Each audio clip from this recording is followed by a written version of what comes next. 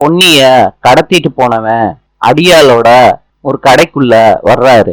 அண்ணன் வீட்டுல பூச்சி தொல்லை ரொம்ப அதிகமா இருக்கு. பூச்சிய கொல்றதுக்கு நீங்க ஒரு ஆளை வீட்டுக்கு அனுப்பி விடுங்க. கடைக்காரர் சொல்றாரு, நான் அனுப்பி விடுறேன் சார், நீங்க போங்க. சக்தியும் அவங்க கூட வந்த 2 பேரும் ரெயின் கோட்டை போட்டுக்கிட்டு கிளாஸ போட்டுட்டு பேசிக்கிறாங்க. அந்த வீட்டுக்குள்ள போன உடனே கரெக்டா வேலையை முடிக்கணும்னு சொல்லிக்கிறாங்க அவங்களுக்குள்ள. அந்த வீட்டோட ஓனர் கேக்குறாரு, யாரா இவங்க? 3 பேரும் நடந்து வராங்க.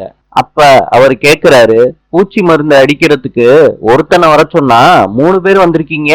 பூச்சி மருந்து அடிக்க வந்தவங்க சொல்றாங்க, உங்க வீடுதான் பெரிய வீடுன்னு சொன்னாங்க சார், அதனாலதான் 3 பேரா வந்திருக்கோம்.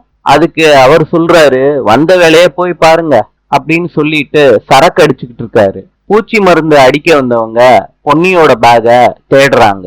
பேக பீரோல இருந்து கண்டுபிடிக்கிறாங்க. இந்த வீட்டோட ஓனர் சரக்கு அடிச்சுட்டு மட்டையாயிடுறாரு.